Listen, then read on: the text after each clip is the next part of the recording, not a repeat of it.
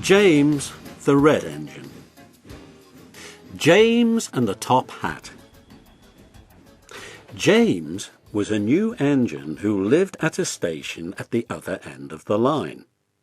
He had 2 small wheels in front and 6 driving wheels behind.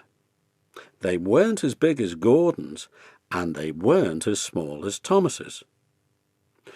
"You're a special mixed traffic engine," the Fat Controller told him.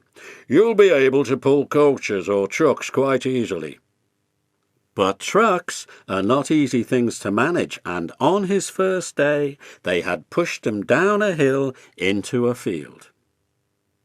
He had been ill after the accident, but now he had new brakes and a shining coat of red paint. "The red paint will cheer you up after your accident," said the Fat Controller kindly. "You are to pull coaches today, and Edward shall help you." They went together to find the coaches. "Be careful with the coaches, James," said Edward. "They don't like being bumped. Trucks are silly and noisy. They need to be bumped and taught to behave.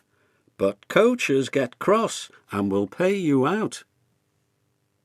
They took the coaches to the platform and were both coupled on in front.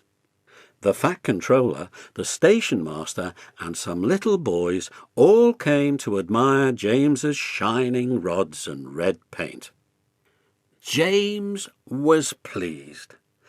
"I am a really splendid engine," he thought, and suddenly let off steam. Whoosh!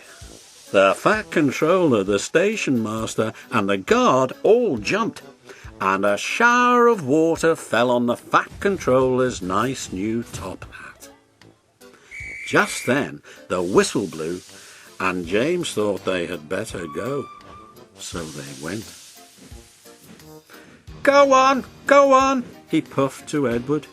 Don't push," puffed Edward, for he did not like starting quickly. Don't go so fast, grumbled the coaches. But James did not listen. He wanted to run away before the Fat Controller could call him back. He didn't even want to stop at the first station. Edward tried hard to stop, but the 2 coaches in front were beyond the platform before they stopped, and they had to go back to let the passengers get out. Lots of people came to look at James, and as no one seemed to know about the Fat Controller's top hat, James felt happier. Presently they came to the junction where Thomas was waiting with his 2 coaches. "Hello, James," said Thomas kindly. "Feeling better? That's right."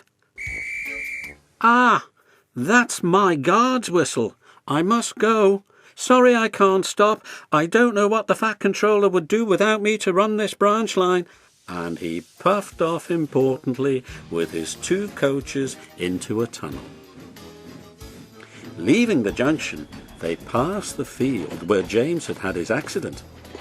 The fence was mended, and the cows were back again. James whistled, but they paid no attention. They clattered through Edward's station yard and started to climb the hill beyond.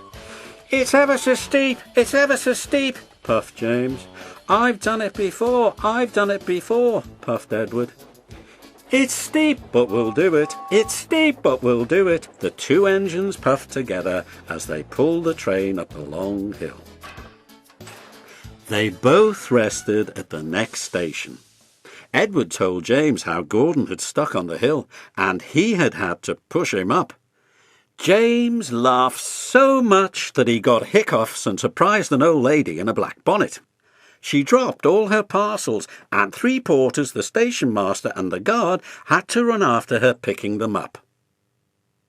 James was quiet in the shed that night. He had enjoyed his day, but he was a little afraid of what the Fat Controller would say about the top hat.